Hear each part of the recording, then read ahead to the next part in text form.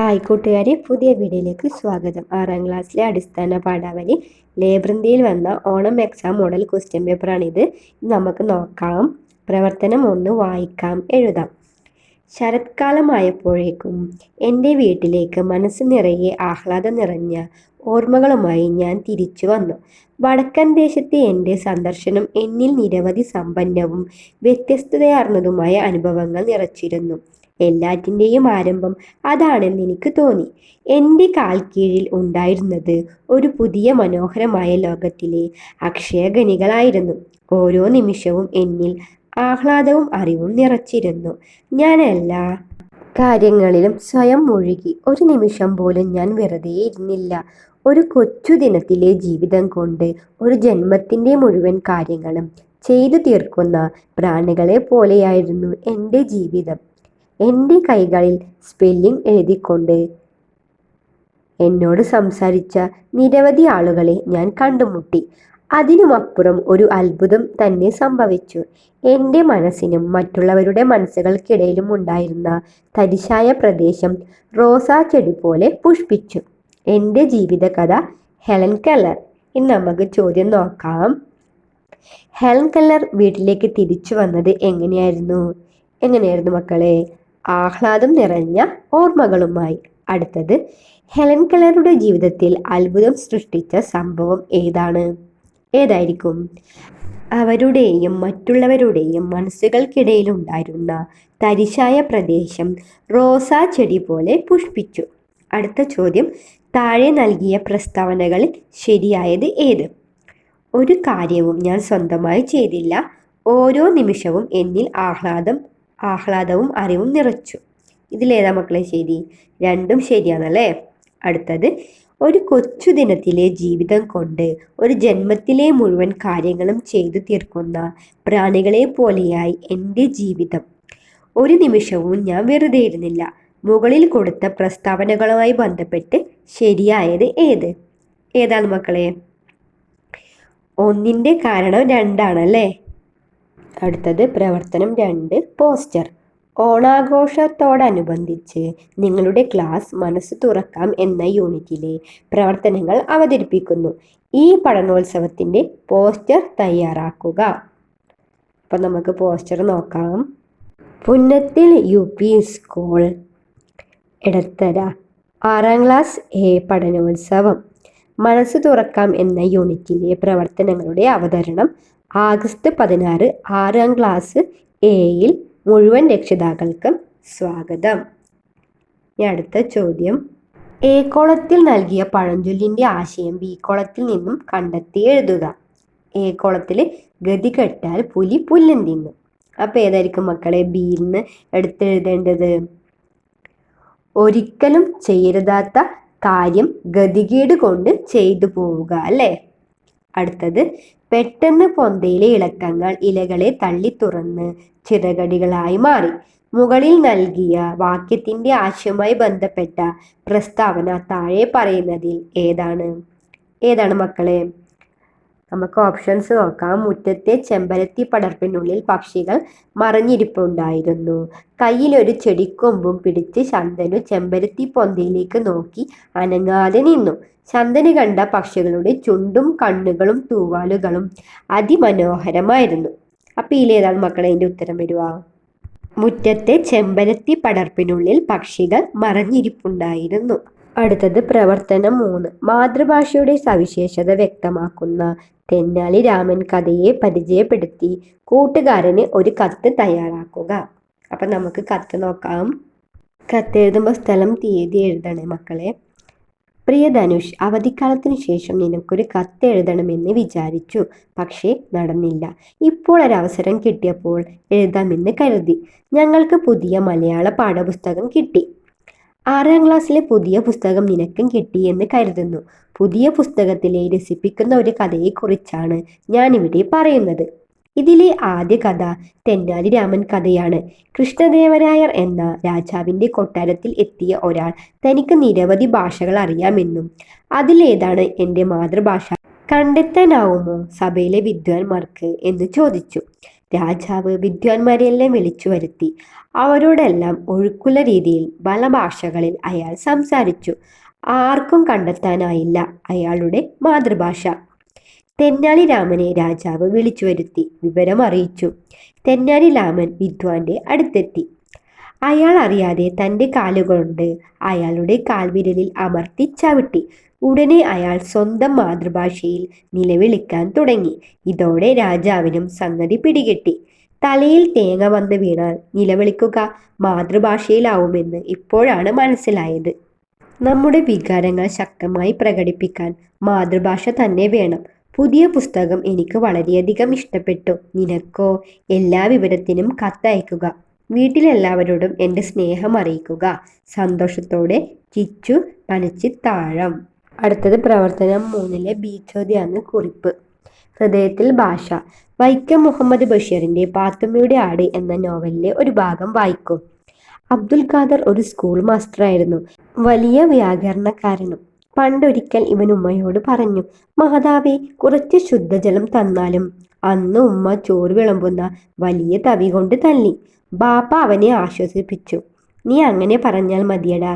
നീ എന്നെ എന്തെന്ന് വിളിക്കും? പിതാവ് എന്ന്. അത് കേട്ടപ്പോൾ തവി കൊണ്ട് ഉമ്മ ഒന്നുകൂടി കൊടുത്തു. പിന്നെ അവൻ ഉമ്മ എന്നും ബാപ്പയെന്നുമേ വിളിച്ചിരുന്നുള്ളൂ. ഈ ഭാഗം വായിച്ചപ്പോൾ നിങ്ങളിലുണ്ടായ ചിന്തകൾ കുറിപ്പായി എഴുതുക. നമുക്ക് കുറിപ്പ് നോക്കാം. വൈക്കം മുഹമ്മദ് ബഷീറിന്റെ ഹൃദയത്തിന്റെ ഭാഷ എന്ന ഭാഗം വായിച്ചപ്പോൾ ഞാൻ അറിയാതെ ചിരിച്ചുപോയി. നമ്മൾ വീട്ടിൽ സംസാരിക്കുന്ന ഭാഷ വേറെ തന്നെയാണല്ലോ. അത് മാറുമ്പോൾ അച്ചടി ഭാഷയിൽ സംസാരിക്കുമ്പോൾ വീട്ടുകാരുമായി അകൽച്ച ഉണ്ടെന്ന് തോന്നും. അമ്മയെ വിളിക്കുമ്പോൾ ആദ്യം നാം അമ്മ എന്ന് വിളിച്ച് വീണ്ടും വിളിക്കുമ്പോൾ ആ എന്നേ വരൂ. അമ്മയും നമ്മളെ വിളിക്കുന്നത് വീട്ടിൽ വിളിക്കുന്ന പേരായിരിക്കും. അതേപോലെ നല്ല നാടൻ സംസാര രീതിയാണ് നമ്മുടെ വീട്ടിൽ ഉപയോഗിക്കുക. എന്നാലേ അത് കേൾക്കുന്നവർക്ക് ഹൃദ്യമായ അനുഭവമായി മാറും. അല്ലാത്തതിൽ കൃത്രിമത്വം തോന്നും. നമ്മുടെ ചില അനുഭവങ്ങൾ നാം വീട്ടിൽ അവതരിപ്പിക്കുമ്പോൾ അത് നീട്ടിയും ചിലയിടത്ത് കുറുക്കിയുമൊക്കെ അവതരിപ്പിക്കും. ചിലപ്പോൾ ചില ആംഗ്യങ്ങൾ മാത്രം മതിയാകും. അത് വീട്ടിൽ മാത്രം സ്വീകരിക്കുന്ന നമ്മുടെ സ്വന്തം ഭാഷയാണ്.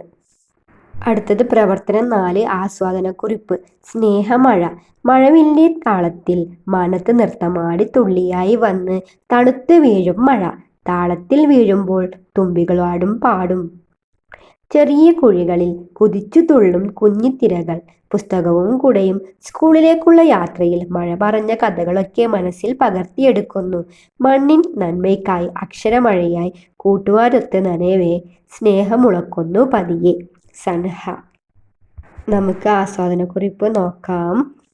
സൻഹ എഴുതിയ മനോഹരമായ ഒരു കവിതയാണ് സ്നേഹമഴ. മഴ എങ്ങനെയാണ് സ്നേഹമായി അനുഭവപ്പെടുന്നത് എന്നാണ് ഈ കവിതയിലൂടെ സൻഹ എന്ന എഴുത്തുകാരി പറയാൻ ശ്രമിക്കുന്നത്. മഴവില്ലിന്റെ താളത്തോടെ മാനത്ത് നൃത്തമാടിക്കൊണ്ടാണ് തുള്ളിത്തുള്ളിയായി മഴ വീഴുന്നത്.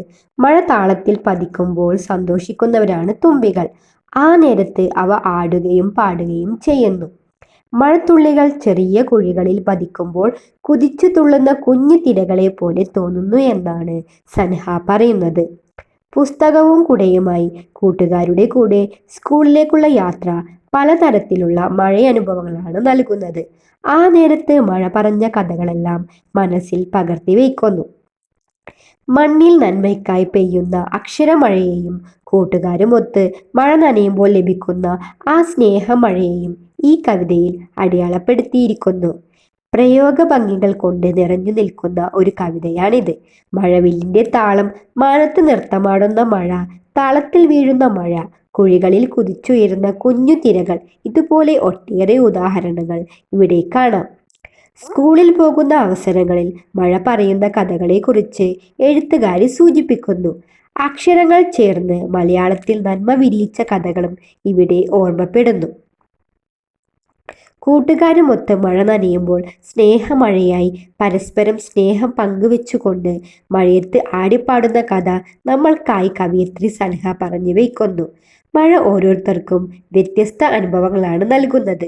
അത്തരം ഒരു അനുഭവത്തിൻ്റെ അത് എങ്ങനെയാണ് സ്നേഹമഴയായി മാറുന്നതെന്ന് നമ്മെ മനസ്സിലാക്കാൻ ഈ രചന കൊണ്ട് സാധ്യമാകുന്നു. അടുത്തത് പ്രവർത്തനം 4-ന്റെ ബി ചോദ്യമാണ്. മാതൃഭാഷയും പരിസ്ഥിതിയും എന്ന ലേഖനത്തിൽ പരിസ്ഥിതി നിലനിർത്തുന്നത് മാതൃഭാഷയിൽ തന്നെയാണ് എന്ന് ഡോക്ടർ വത്സൻ വാതുശ്ശേരി ഊന്നി പറയുന്നുണ്ട്. പാഠഭാഗത്തെ ആശയവും നിങ്ങൾ കണ്ടെത്തിയ കാര്യങ്ങളും ഉൾപ്പെടുത്തി ഈ വിഷയത്തിൽ ലഘു ഉപന്യാസം തയ്യാറാക്കുക. നമുക്ക് ഉപന്യാസം നോക്കാം. മാതൃഭാഷയും പരിസ്ഥിതിയും തമ്മിലുള്ള ബന്ധം. നമ്മുടെ ചുറ്റുപാടും സമൂഹവും ഭാഷയിൽ പുതിയ പദങ്ങളെ ഉണ്ടാക്കുന്നതിലും വളർത്തുന്നതിലും കാര്യമായ പങ്ക് വഹിക്കുന്നു.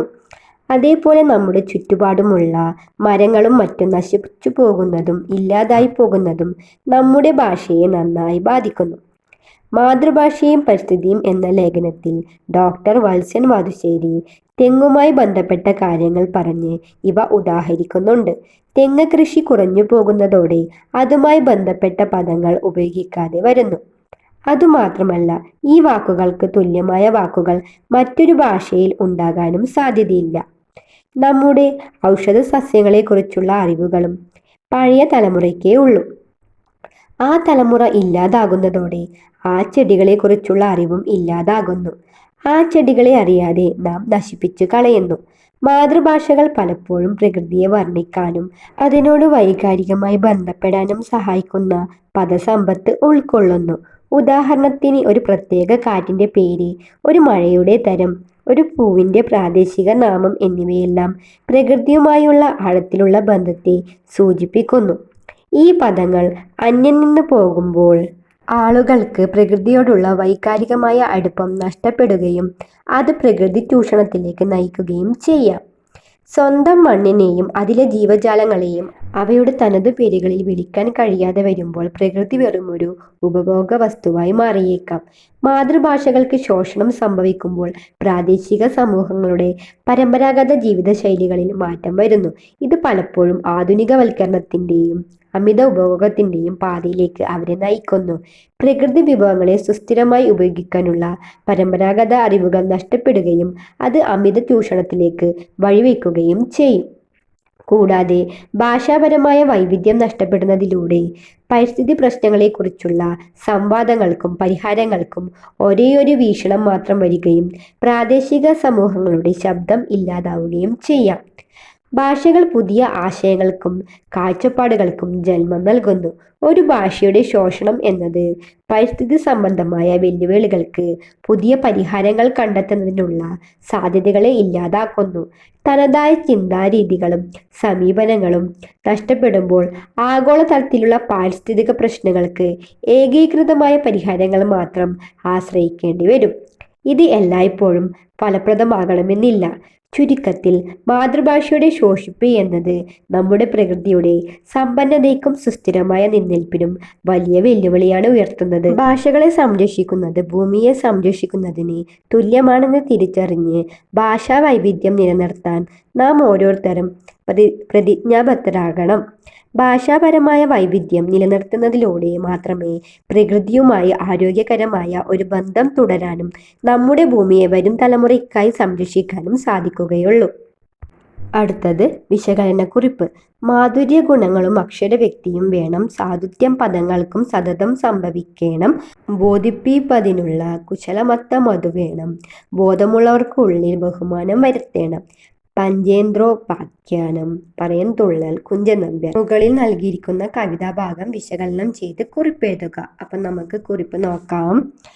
ആർക്കും പ്രിയമായി പറയാതെയും ആർക്കും കുറവ് ഉണ്ടാകാതെയും സുന്ദരമായി ഭാഷയിലൂടെ സാധാരണ ജനങ്ങൾക്ക് വേണ്ടി സാമൂഹിക വിമർശനം നടത്തുന്ന കവിയാണ് കുഞ്ചൻ നമ്പ്യാർ. ഹാസ്യത്തോടൊപ്പം പ്രാസവും തൻ്റെ ഭാഷയിൽ ഉണ്ടാകണമെന്ന് അദ്ദേഹത്തിന് നിർബന്ധമുണ്ട്. പറയുന്ന കഥ മെച്ചമാകണമെങ്കിൽ താളവും മേളവും അത്യാവശ്യമാണെന്നും നമ്പ്യാർ ഉറപ്പിക്കുന്നു. അറിവും വിവേകവുമുള്ളവർക്കിടയിൽ കാവ്യഭാഷയെക്കുറിച്ചും മാതൃഭാഷയെക്കുറിച്ചും ബഹുമാനം ഉണ്ടാകണമെങ്കിൽ എന്തെല്ലാം കാര്യങ്ങൾ വേണമെന്ന് നമ്പ്യാർ സൂചിപ്പിക്കുന്നു. അക്ഷരവ്യക്തതയോടൊപ്പം ചൊല്ലാനും ചിന്തിക്കാനും പുതിയ കണ്ടെത്തലുകൾ എത്താനും സഹായിക്കുന്ന മാധുര്യം ഭാഷയ്ക്കുണ്ടാകണം. രസിപ്പിക്കുന്ന ഭാഷയാണ് മധുരിപ്പിക്കുന്ന ഭാഷ. വരികൾക്കിടയിലൂടെ സഞ്ചരിച്ച് പുതിയ അർത്ഥതലങ്ങളിൽ എത്തിച്ചേരാനുള്ള സാധ്യതയും ഭാഷയെ കൂടുതൽ മധുരമുള്ളതാക്കുന്നു, സുന്ദരമാക്കുന്നു. ഏറ്റവും അനുയോജ്യമായ വാക്ക് യോജിച്ച സന്ദർഭങ്ങളിൽ ചേർത്ത് വയ്ക്കുമ്പോഴാണ് സാധുത്യം കൈവരുന്നത്. സൗന്ദര്യമുള്ള കാവ്യഭാഷ എങ്ങനെ വേണമെന്ന് നൂറ്റാണ്ടുകൾക്ക് മുമ്പ് തന്നെ കവി കുഞ്ചൻ നമ്പ്യാർ പറഞ്ഞു വെച്ചിരിക്കുന്നു. ഇങ്ങനെ മാത്രമായാലേ കവിതയാകൂ എന്നല്ല, മറിച്ച് ഈ ഗുണങ്ങളോട് കൂടിയാൽ കവിത മികച്ചതാവുമെന്ന് പറയാതെ പറയുകയാണ് കവി. ഇനി അടുത്തത് പ്രവർത്തനം 6, വായനാക്കുറിപ്പ്. നിങ്ങൾ വായിച്ച ഏതെങ്കിലും കഥയുടെ വായനാക്കുറിപ്പ് തയ്യാറാക്കുക. അപ്പം നമുക്ക് വായനാക്കുറിപ്പ് നോക്കാം. എനിക്ക് ഏറ്റവും ഇഷ്ടപ്പെട്ട കഥയാണ് ഉറുമ്പിൻ്റെ വെളുത്ത കുട്ടി. അമ്മയുടെ പ്രിയപ്പെട്ട മകനെ ചെകുത്താൻ തട്ടിയെടുത്തു. ചെകുത്താൻ അവനെ പലതും പറഞ്ഞ് പ്രലോഭിപ്പിക്കുന്നു. പക്ഷേ അവന് അമ്മയുടെ അടുത്ത് തന്നെ പോകണമെന്ന് വാശി പിടിക്കുന്നു. ചെകുത്താൻ കുട്ടിയുമായി ഒരു കരാറിൽ ഏർപ്പെടുന്നു. ഇതിനാൽ ചെകുത്താൻ കുഞ്ഞുമോനെ തനിക്ക് തുല്യ ശക്തിയുള്ളവനാക്കുന്നു. പക്ഷേ ഒരു മത്സരത്തിലും കുഞ്ഞുമോന് വിജയം നേടാനാവില്ല. ഒടുവിൽ മനുഷ്യന് മാത്രം സാധിക്കുന്ന പുഞ്ചിരിയിലൂടെ ചെകുത്താനെ തോൽപ്പിക്കുന്നു. തുടർന്ന് ചെകുത്താനെയും കൊണ്ട് കുഞ്ഞുമോൻ അവന്റെ വീട്ടിലെത്തുന്നു. അവിടെ കുഞ്ഞുമോന്റെ അടിമയായി ചെകുത്താൻ കഴിയുന്നു. മറ്റു ചെകുത്താന്മാർ അടിമയായ ചെകുത്താനെ നിരന്തരം പരിഹസിക്കുന്നു. ചെകുത്താൻ തന്റെ സങ്കടം കുഞ്ഞുമോനെ അറിയിക്കുന്നു. പുഞ്ചിരിക്കാൻ കഴിയുമെങ്കിൽ ചെകുത്താനെ മോചിപ്പിക്കാമെന്ന് കുഞ്ഞുമോൻ ഉറപ്പു നൽകി.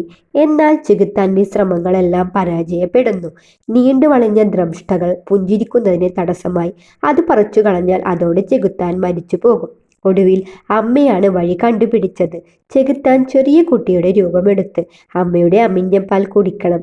അങ്ങനെ ക്രമത്തിൽ ചെകുത്താന്റെ ദ്രംഷ്ടകൾ കൊഴിഞ്ഞുപോയി. അവന് പുഞ്ചിരിക്കാനാകും. ചെകുത്താനും ഇത് സമ്മതമായി. അങ്ങനെ ചെകുത്താൻ ചെറിയ കുട്ടിയായി മാറി അമ്മയുടെ മുലപ്പാൽ കുടിക്കാൻ തുടങ്ങി. കുറച്ചു നാളുകൾക്കകം ദ്രംഷ്ടകൾ കൊഴിഞ്ഞ് അവൻ വെളുത്ത് സുന്ദരനായ ഒരു കുട്ടിയായി മാറി. അമ്മയെ നോക്കി മനോഹരമായി പുഞ്ചിരിച്ചു. കുഞ്ഞുമോൻ ചെകുത്താനെ സ്വതന്ത്രനാക്കി.